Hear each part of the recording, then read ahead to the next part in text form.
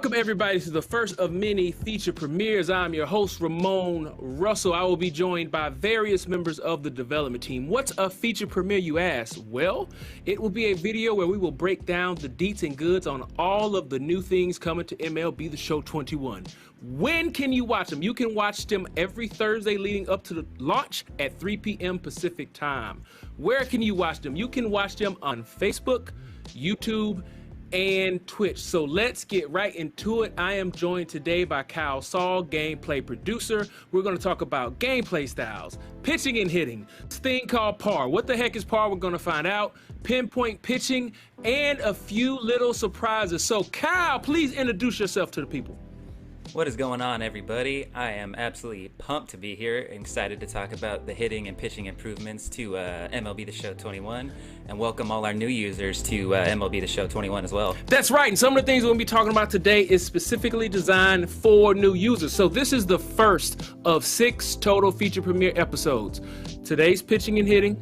Next week, we're going to be talking about fielding, but let's get back into it. Let's talk about gameplay style. So Kyle, we are looking at the gameplay style screen. This is the first screen you're going to see when you boot up the game, right? Yes, sir. Yes, sir. So we have a new way to select your gameplay styles, your difficulties, and favorite teams.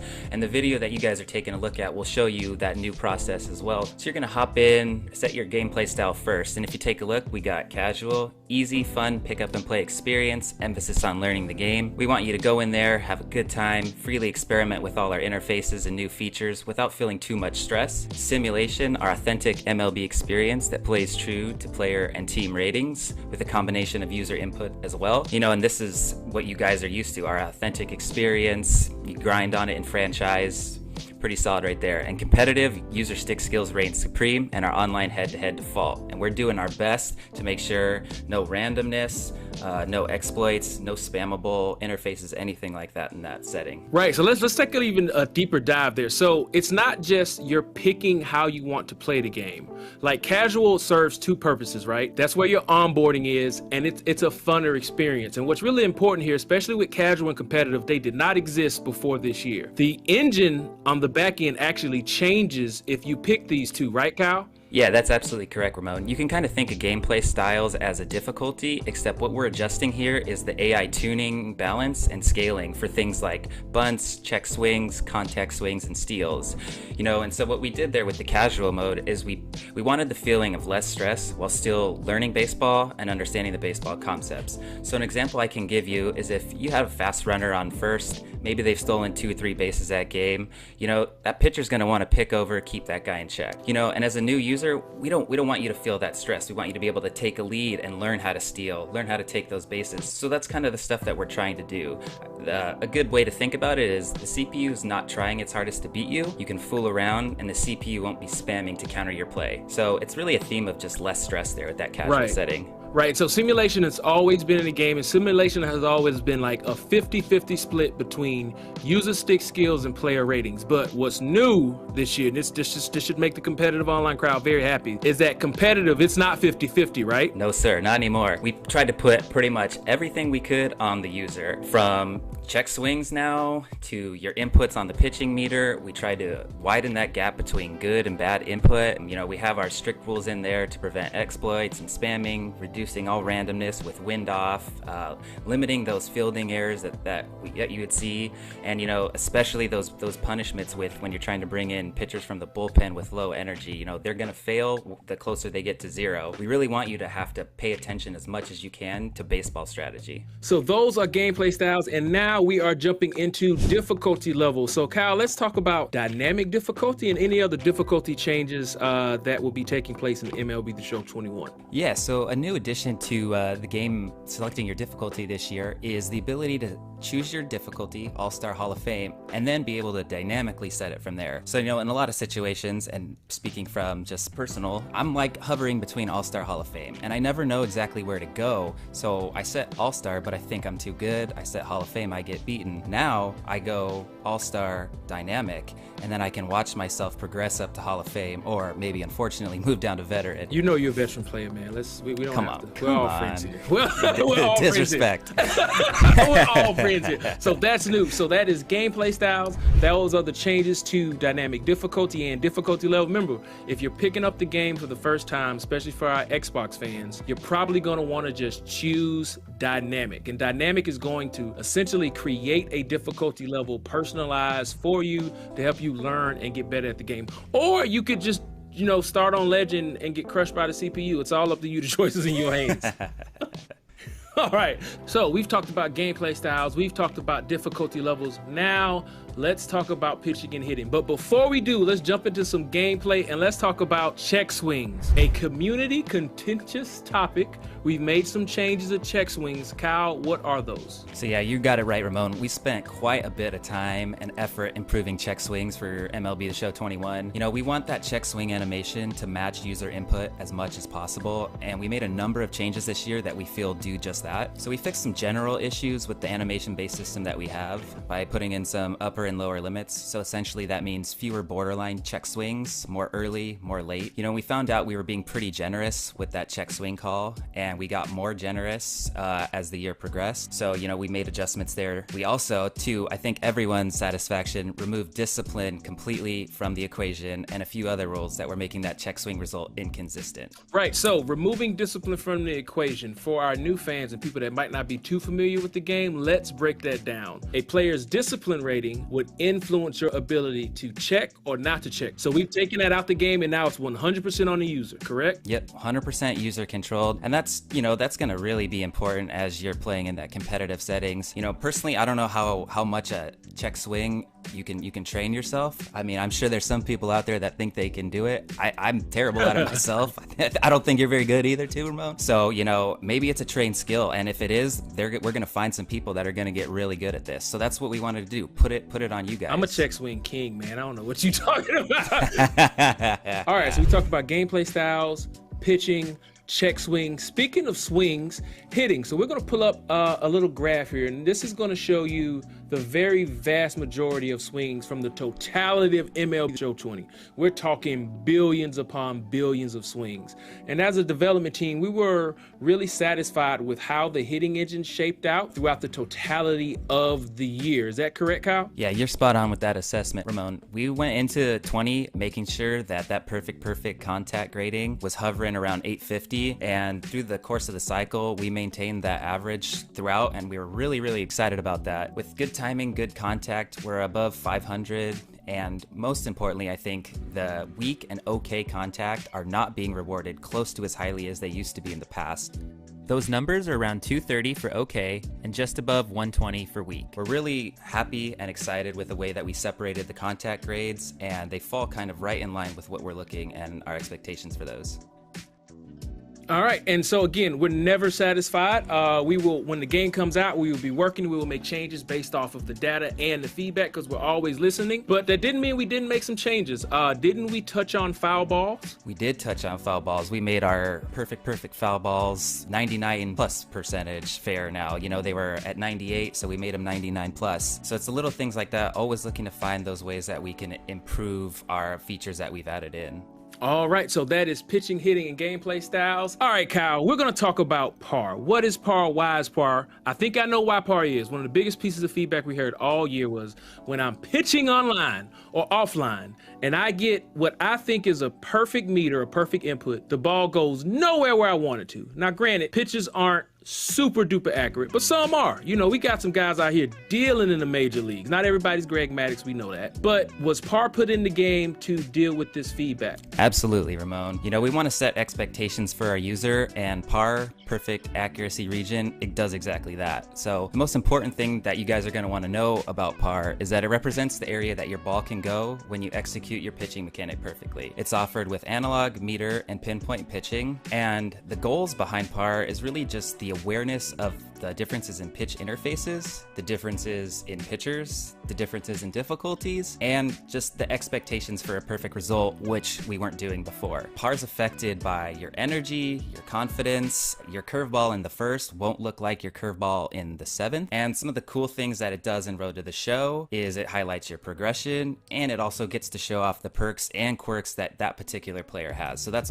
pretty awesome. Right. So we're basically like as you pick your pitch, there's a little shadow around the ball. And what this is displaying to the end user, input is perfect. This ball will land somewhere within this region. Yep, you got it right. Okay. It's perfect for pitch strategy and helping you locate pitches in the zone and on the black. Now that you have an expectation for your perfect result, it will definitely help you aim your ball within that zone. And so when we take a look here at some of these images, you can see that the pinpoint on fastball on your rookie is essentially a pinpoint. It's almost impossible to see if we were to zoom in on it, and there's not much difference between that curveball on rookie either. So those are pretty tiny accuracy regions and obviously expected on the rookie level. Right. And then you go take a look at that fastball on legend, and you can definitely see that your accuracy is a little bit bigger, and obviously way bigger on that curveball, a little bit more difficult to throw. And you know, it's even important to note that a curveball doesn't need to necessarily land in that zone to be an effective pitch. The whole point of an off-speed pitch is to mix in speeds and catch that batting user, you know, off balance. Right. And this really goes back to,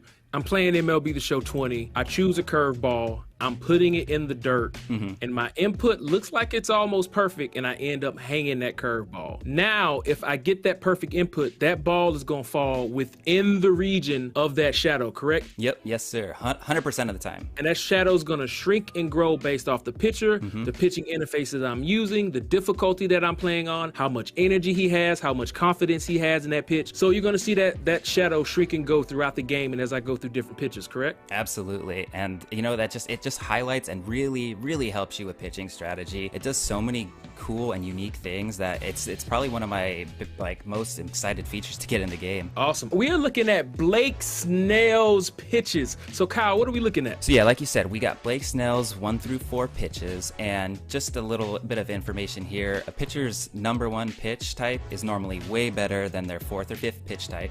You know, every pitcher is different, and it's possible for some to be closer than others, but they'll definitely vary between 1 through 4. So in these images, you can see Blake Snell's fastball has a pretty tight little perfect accuracy region, which is phenomenal and what you can expect with a fastball. But when you take a look at that curveball, his perfect region is quite a bit bigger. However, just make sure that you keep in mind, a curveball can still be effective even if it's not within that reason. So maybe you don't get perfect, but you get good. You know, it still can throw them off, and your accuracy will still be relatively close to that region as well. So Kyle, does par expand past perfect? Like, can we extrapolate that if I'm not perfect, but I'm really good, that maybe it's gonna land in a little larger area of that circle? Or am I in the no man's land where I'm not sure where my pitch could end up landing? No, there's definitely a possibility that you can come close to that perfect region, though, you know, the whole point of our interface is to set our expectations, and we can definitely set that expectation for perfect, but there's a lot of other inputs going on. So, you know, we're only guaranteeing that perfect result for you, but know that a good executed pitch will still fall relatively close to that area. Right. So speaking of pitches, if you're looking at his pitches, and this is something a lot of people might not know, when you're selecting your pitches, they are listed in the order of how often they threw that pitch last year. And that corresponds with basically the effectiveness and how often they threw it. So Blake's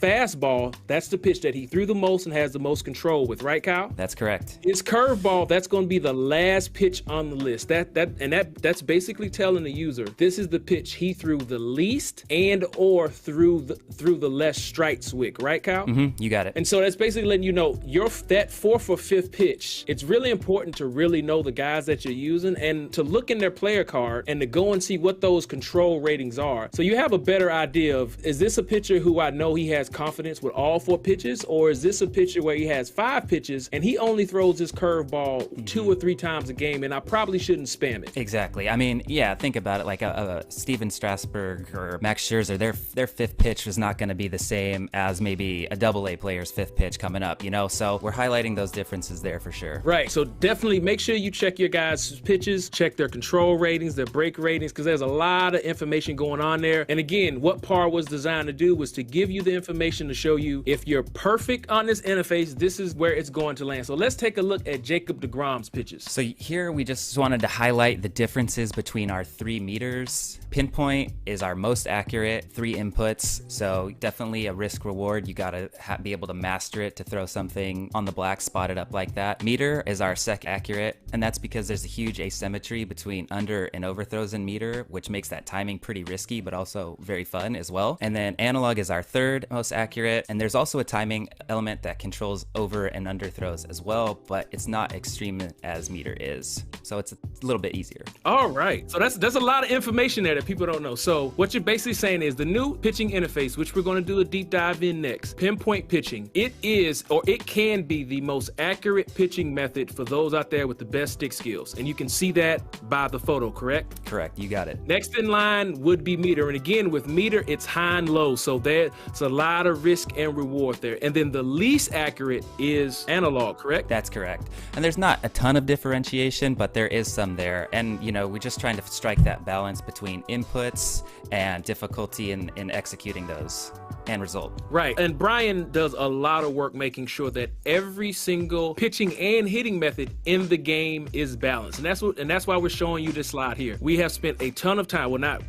me, Brian has spent a ton of time balancing this out. And so we also want to thank you for everybody who played in the tech test and tried out Pinpoint pitching and all the pitching methods for helping us out to try to make sure this is as balanced as possible. And like we always do, once the game's out, we will listen to feedback, we will look at the data and make the changes that are necessary and that make sense. So let's talk about the brand new pitching method, Pinpoint pitching, the new pitching method that was teased in our early Coach and Fernando Tatis Jr. videos, and it was also in the technical test. So Kyle, what is Pinpoint pitching and why did we put it in the game this year? Okay, so maybe I said par was my favorite feature, but I think Pinpoint might be. I love how challenging it is, the risk reward, how it changes pitcher to pitcher. So Pinpoint is our new way to pitch. It combines a little bit of meter, a little analog, and a new specific motion that you're going to be performing with your R stick. You're going to be rated on our GERD system, gesture performance, release timing, and direction of your release. This generates 3 inputs compared to our usual 1 or 2 with other interfaces, and if all 3 are performed right, you're going to generate a perfect release with very, very high accuracy. All right, so it is the hardest pitching method, but it is also the most accurate. So there's that balance that we're always trying to find in gameplay stuff, right, Kyle? Absolutely, absolutely. Risk reward. All right, so let's break it down. Pinpoint pitching, how does this interface work? So the first thing you're gonna notice as you aim your pitch, that arrow and circle on the bottom will move left or right in relation to the ball placement within the zone. And this location will be important when you finish your pitching motion. Next, you're gonna see the preview inside the interface. Each pitch type has a distinct motion that needs to be performed at the same speed as the preview. That's super important. You gotta perform that pitch gesture motion at the same speed as the preview, which correlates to the pitch motion of the pitcher on the mound. So that's a really cool aspect because it's going to change from pitcher to pitcher. And so your performance executing this input is known as the gesture rating. And then after you begin that motion, you're gonna see some timing mechanics pop up. And this is a really nuanced part of this interface, so you're definitely gonna wanna pay attention to the way it works. So this timing mechanic as you begin your motion pops up at the 12 o'clock position, and all of your pitches will finish at this 12 o'clock position. The gears, you'll notice, are blue. They'll begin to rotate and start to close in on one another in an effort to help you keep the right timing with your motion. Your ideal timing for a perfect timing would be when those rings are overlapped on one another, giving the appearance that there's really just one ring there. You'll notice some dynamically colored feedback along the way that will help you keep pace as well. We're trying to give you as many possible ways to make sure that you have perfect timing. Green is good, on time. Yellow means that you need to slow down a little bit, and red means you're failing. Right, so timing is key here. And when you pick your pitch, it's gonna start the cycle so you can get that timing down. So we're gonna give you that preview of the timing that you're trying to match, right? Right, and it's definitely not an easy thing to master. This is definitely a more experienced, a more competitive mechanic, but one that rewards you because of that. Once you get that 12 o'clock position, there's gonna be another timing mechanic that shows up exactly where you placed your arrow and circle at the bottom just before executing your pitch. Again, the ideal timing is when those rings overlap or the appearance is just one ring. And so the execution of this release pit will be known as your release timing. And again, a really cool factor in this is that each pitcher has a distinct pitch timing and motion. And so Kershaw in his windup, you're going to have to sit a little bit at a top, and it's going to take a little bit of patience and trial and error. Whereas someone coming straight out of the stretch is going to be a quick, like 1 second. So it's going to take something to master, but that's exactly what we were looking for out of it. Okay, and the gestures change per pitch type, correct? Correct. Fastball, 4-seam fastball, straight up and down being the easiest, with all of the other off speeds having intricate motions. And this is where the strategy comes in, right? And what we're trying to really replicate here is what's happening on the mound in real life, where 9 times out of 10, a guy's best pitch is his fastball, right? Absolutely. That's going to be the easiest pitch he can throw and locate. And then as you're going down the line, those secondary pitches gets a little bit dicier, right? Yeah, absolutely. And when you get down to that, the gesture for the curveball is probably the hardest. Actually, is the gesture for the curveball the hardest? It is one of the hardest. I think I'd have to go with splitter, or maybe, yeah, no, it would be the splitter for sure. It's definitely the toughest. Okay. All right. So split is the toughest. All right. Oh, by far. And another aspect of Pinpoint that's pretty cool is if you think of a pitcher in real life, they have a lot of things that they're trying to think about. Their pitch grip, you know, runners on base if possible, trying to keep themselves in sync and in time. And so that's exactly what you're trying to do on the mound. You're trying to manage all these inputs while executing a pitch correctly. And I can tell you from experience, I'm pitching a phenomenal game, and I have to switch pitchers in the 7th or 8th with a guy with a quicker windup, and I find myself, you know, I'm relearning it for a pitch or two. And it's a really cool aspect of this interface. Yeah, pitching at the major leagues is very hard. Yeah, get good. That's why those guys make the big bucks. Yeah. So that is Pinpoint pitching. Let's look at gameplay and see how we can do this live. All right, so we are jumping into gameplay here, looking at Snellzilla pitching in that great new San Diego Padres uniform. So we have swing analysis. We also have pitch analysis. Or is it even called pitch analysis, Kyle? Yeah, you know what? You can call it pitch analysis, Ramon. Well, I'm okay with that. Okay, so what is pitch analysis? What are we looking at that's popping up on the left side of the gesture? Okay, so what you're seeing in descending order is your gesture accuracy grade, your release timing grade, and your direction grade. Each box will change colors dynamically depending on your result, with green being good, yellow okay, and red has failed. And we're trying to give you as many possible ways to absorb this information, whether it be colors or actual numbers, to interpret how you're doing and performing the mechanic. Right. And so in that top accuracy box, you're going to see that we display your percentage accuracy for performing that specific gesture. There's some different thresholds between fastballs and off speeds that you can be aware of. In that second box is our timing portion, and we're displaying within hundredths of a second, and we let you know if you're early or late. And I should also take note on the accuracy portion, we also do let you know if you're going too fast or too slow. So another chance for you to see how you're performing on that mechanic. Right, so as you're pitching in real time, we're giving you feedback so you can get better in real time as you're trying to strike guys out and induce ground and fly balls, right? You got it.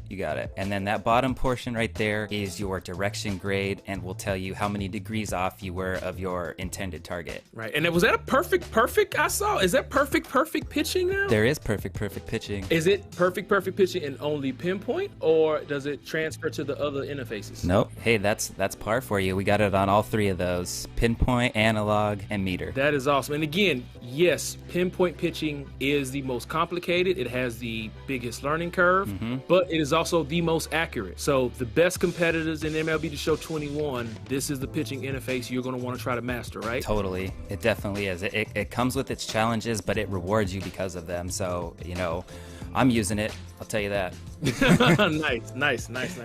So we've talked about Pinpoint pitching, and we've talked about feedback. You know what? We also talked a little bit about practice. You're going to need to practice this. So how can users not only practice pitching, what about hitting? Have we done anything to practice modes? We have done a little bit to both, which I'm really excited about. I myself need a place to practice, and so what better way to work on these new interfaces or work on your areas of weakness than hop into the new batting practice and bullpen session areas in your custom practice. With the batting cut practice, you're allowed to force pitch type for the current pitcher's repertoire and force pitch location. So this is pretty awesome because it gives you, each user, the opportunity to work on it exactly what you're bad at. Maybe it's off speeds down, maybe it's fastballs up and in. You can dial in one of those 3 zones and go right for it as long as you need. And similarly with the bullpen session and working on your Pinpoint, it's going to take a lot of practice just to get get a good handle on it, way to execute it. And custom practice is the perfect spot, stress-free,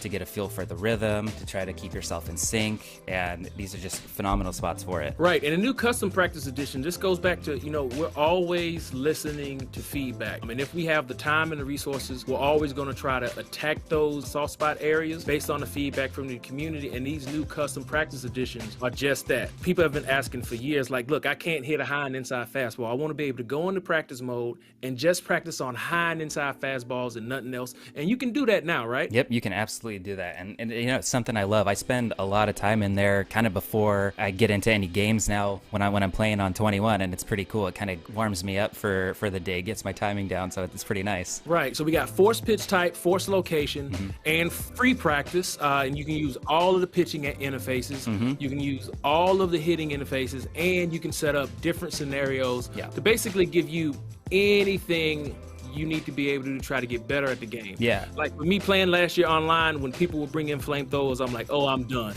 So now you can go in there and you can just practice against guys who are throwing 100 all the time to try to get that timing down. Yeah, and something really cool is that you can change your gameplay style settings in the options. So you can be in custom practice and see what Pinpoint's like on competitive, and then switch to casual and see how Pinpoint is a little bit easier for the casual users when you're there. So it's a pretty cool way to highlight multiple different facets of the game that we've added in this year. That's awesome. So we've talked a lot about pitching and hitting. We've introduced gameplay styles, broke those down. We've talked about pitching and hitting changes. We introduced par. We've broken down pinpoint pitching, and we just went over the new custom practice edition. Is there anything we're missing, Kyle? Let's see. We adjusted some more swing timing extremes for worst cases on all of our pitches. Always take a look at bunts, both sacks and bunts for hits. Like we mentioned earlier, improvements to perfect, improvements to any foul balls on perfect as well. And then a few changes to base running, just making sure when you're trying to target those bases that the right runners are heading home or heading back to the base, just like you would have intended. That's awesome. And I think that is going to bring us really close to the end of the first feature premiere, but we are not done. First, I want to thank gameplay producer Kyle Saw joining us, but we got a legend reveal. Roll a video.